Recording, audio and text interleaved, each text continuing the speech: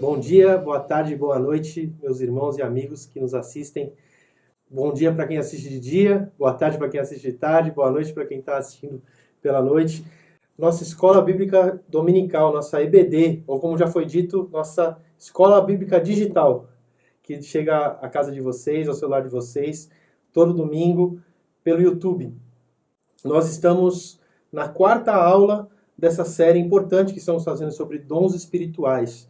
Já tivemos 3 aulas anteriores. Eu sou Daniel, estaremos estudando dons espirituais, serviço na igreja, especialmente com base no texto de 1 Coríntios.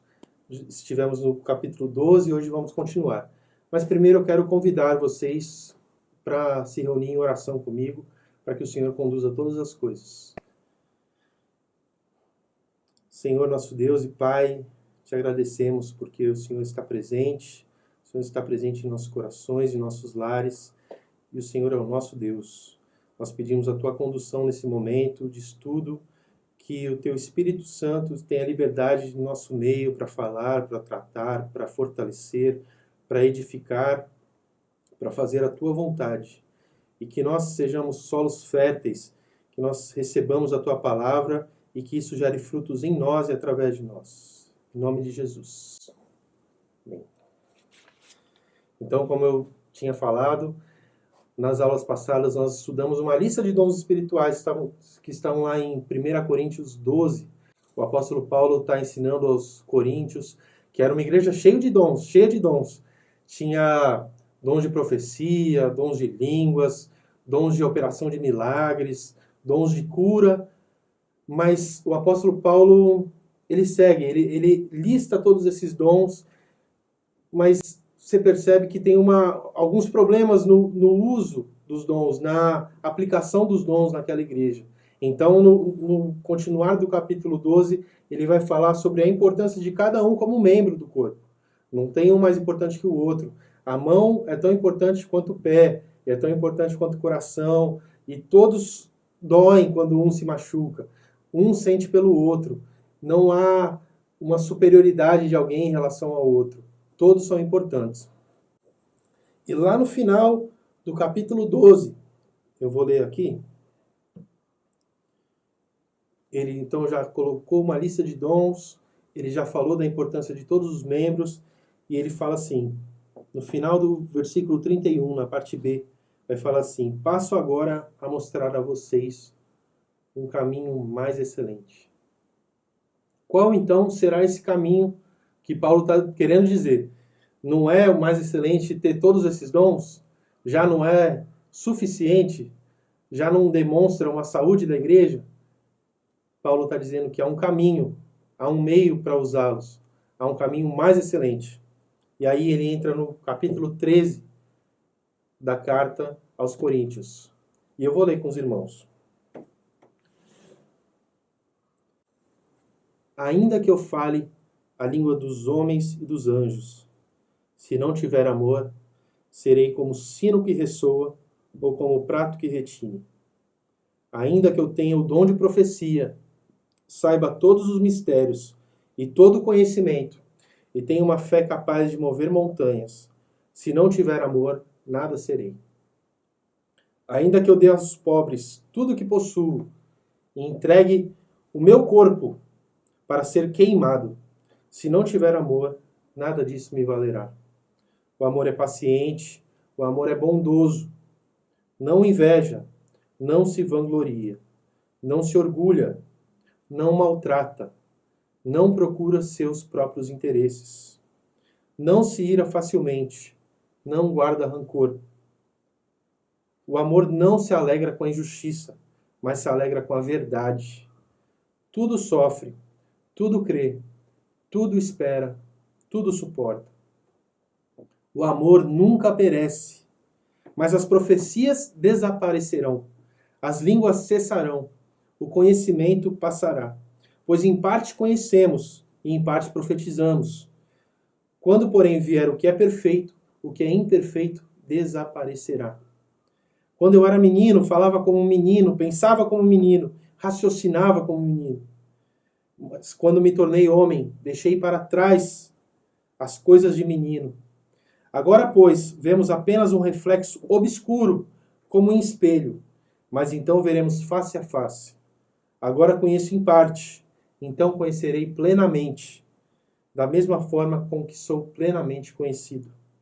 Assim permanecem agora esses três: a fé, a esperança e o amor. O maior deles, porém, é o amor. Esse texto é famoso, é reconhecido e é reconhecidamente belo. É um texto que é presente e citado em diversas músicas, em diversos poemas, em diversas reflexões, mensagens. Até por aqueles que não reconhecem a palavra de Deus como inspiração divina, usam esse texto pela beleza literária, no mínimo. Mas do que Paulo está querendo dizer? Que amor é esse?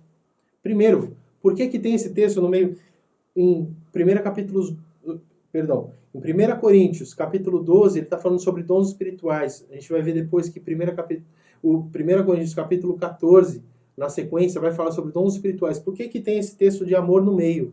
O que significa isso? Ele está falando do sentimento humano, do amor como a gente entende, como o mundo entende que é o amor. Ele está falando mais profundamente.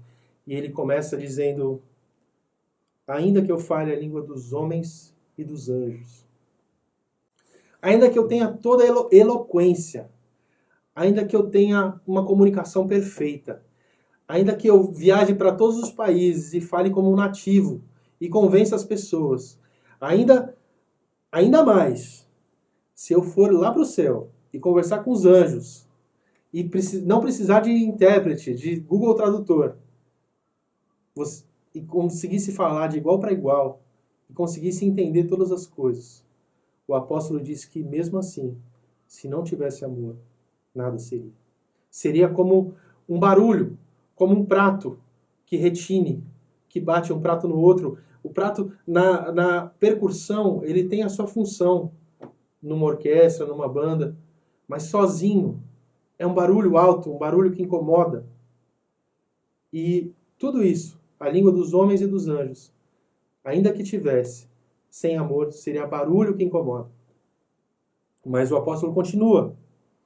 Fala, ainda que tenha o dom de profecia e saiba todos os mistérios e tenha uma fé capaz de mover montanhas, ainda que tivesse todo esse combo, esse conjunto de profecia com mistérios, conhecimento de mistérios, uma tradução vai falar conhecer todos os mistérios de Deus, toda essa parte espiritual, e ainda tivesse todo o conhecimento humano, toda a ciência, e ainda tivesse fé, mas não qualquer fé, uma fé que você fala para a montanha ir para um lado e ela vai, ela move montanhas, ainda assim, nada seria. Nada significaria esse conjunto de talentos, de dons. O apóstolo continua no versículo 3. Ainda que eu dê aos pobres tudo o que possuo. Então, ainda que eu fosse super altruísta, aparentemente generoso, entregasse tudo que eu tivesse para os pobres. E mais, ainda que eu entregasse o meu corpo para ser queimado, ainda que eu entregasse a mim mesmo, o meu próprio corpo em sacrifício, para uma morte dolorosa, uma morte terrível, por queimadura, por fogo, ainda assim nada seria. Você pode pensar, mas como que alguém vai dar tudo aos pobres e entregar o seu próprio corpo se não for por amor? Mas o interior só Deus conhece. Temos um exemplo lá de Atos, de um casal que aparentemente estava fazendo uma doação grande dos bens deles, que eles diziam que era de todo o terreno que eles venderam, mas na verdade era de parte. Mas Deus conhecia. Então, essas aparentes generosidades podem ser frutos de um coração cheio de orgulho, de um coração cheio de disputa, de competição humana para ver quem é o mais altruísta. Isso nada vale. Se não for por amor verdadeiro, nada vale. Mas o apóstolo continua e começa a dizer algumas características do amor, de como são. O amor é paciente. O amor espera. O amor, quem é dotado de amor, é paciente com os outros. Ainda com aqueles que são mais difíceis, que exigem mais nossa paciência. Esses precisam mais da nossa paciência. Porque Deus foi paciente conosco e ainda é. Nós não merecemos a paciência dele, o amor dele. Mas ele pacientemente estende para nós esse amor, a sua graça. E ele nos ensina que o amor é paciente. O amor é benigno. Ele é bondoso. O amor não paga o mal com o mal, mas ele responde com bem. Ele responde com bondade. O amor não inveja. O amor não deseja possuir o que é dos outros. Ele tem satisfação no que Deus concede. E aqui ele está falando num contexto ainda de dons espirituais. O amor não deseja o dom que é do outro. Reconhece que Deus tem dons para cada um. Deus quer que a gente busque os melhores dons, quer que a gente exerça, quer que a gente cresça, mas não que a gente inveje e deseje o que é do outro, reconhecendo a importância de cada um. O amor não se orgulha, não se vangloria. Ele não fica tentando demonstrar superioridade, porque eu consigo, eu posso, eu tenho. Não, não é de contar vantagem. É de distribuição, é de generosidade, é de empatia.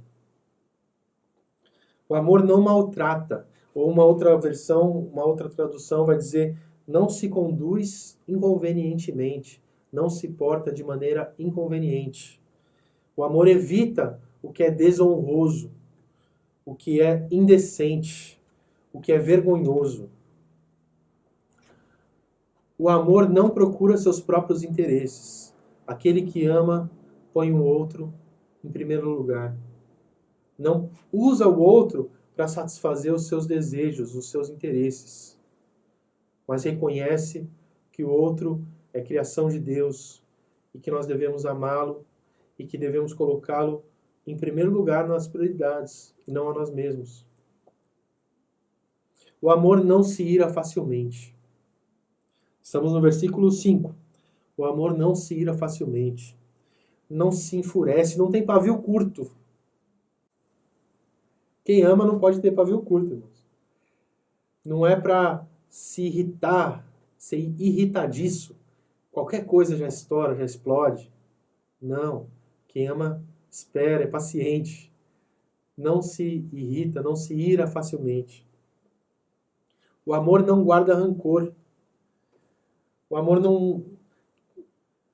Paulo está ensinando que a gente não deve guardar uma lista de pecados sofridos, de danos sofridos, um inventário de coisas que aconteceram com a gente, de coisas que fizeram contra nós.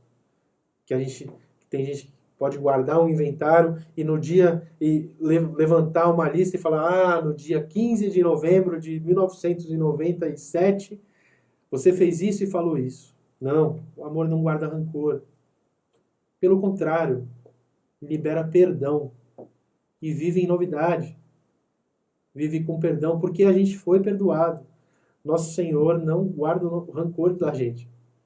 Ele lança os nossos pecados no lar do esquecimento. O amor não se alegra com a injustiça. Não se alegra com o mal. E aqui pensando na injustiça como a violação da lei de Deus. O amor coloca em prática as verdades da palavra, as verdades de Deus no nosso dia a dia. Versículo 7. Tudo sofre. Não desiste facilmente. Ele luta, sobrevive à decepção, à tristeza, às dificuldades. Sofre. Sofre porque sabe que aquele que sofreu por nós é quem nos ama e que nos ensina e que nos quer que nós vivamos uma vida de amor como ele viveu.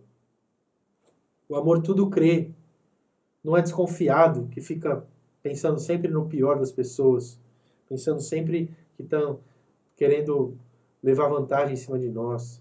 Não, confia, acredita no melhor das pessoas, acredita que Deus está fazendo a obra e que Ele pode fazer a obra através de outras pessoas também. Tudo espera.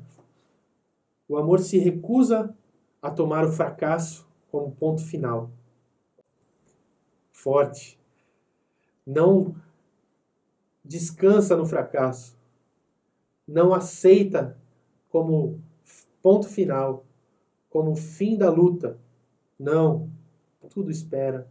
Espera porque sabe em quem espera. Espera no Senhor. Naquele que é eterno, que vive e que pode dar vitória. O amor tudo suporta. Não se deixa vencer. Mesmo em adversidades, mesmo em dificuldades, confia na providência divina. O amor nunca perece. Uma tradução vai dizer: o amor jamais acaba. E aqui entre o versículo 8 e o versículo 12, ele vai falar, Paulo vai falar, os dons são temporários, são para cá, para a terra, para a edificação da igreja. Então, as profecias, as línguas, as curas, isso são para o nosso meio. Mas isso vai passar. Quando o Senhor nos chamar, isso não será mais necessário. Mas o amor permanecerá por toda a eternidade. É indestrutível, é eterno.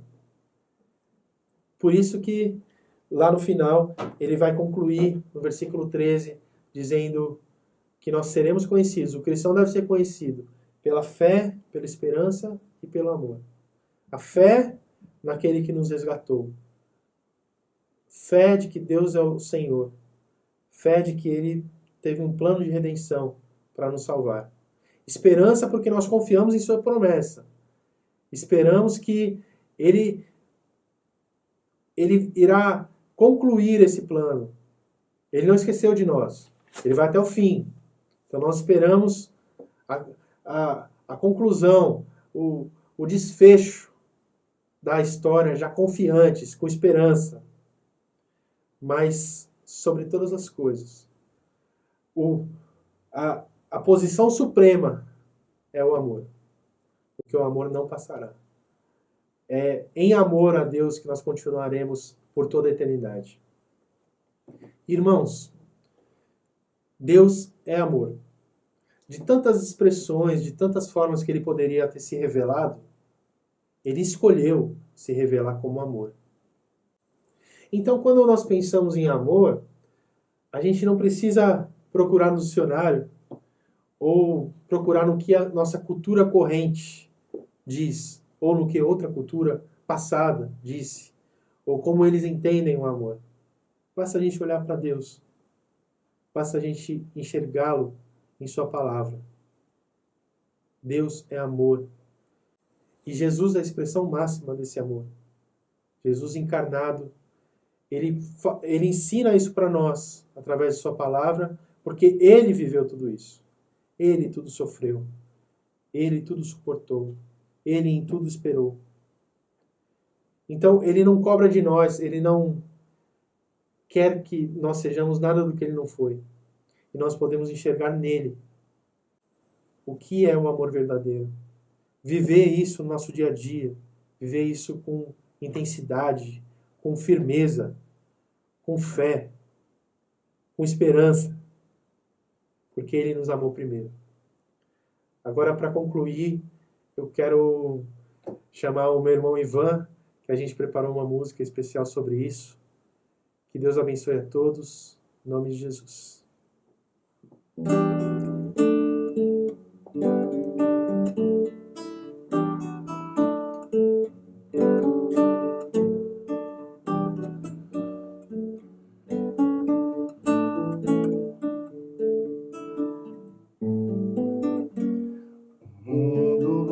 de passar, e toda profecia,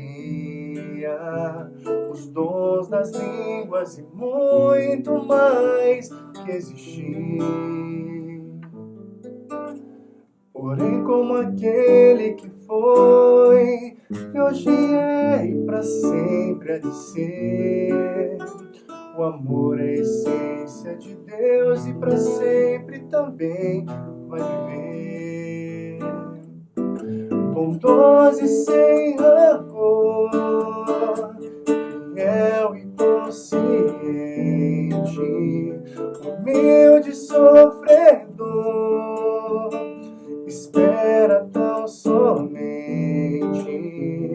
justo e verdadeiro,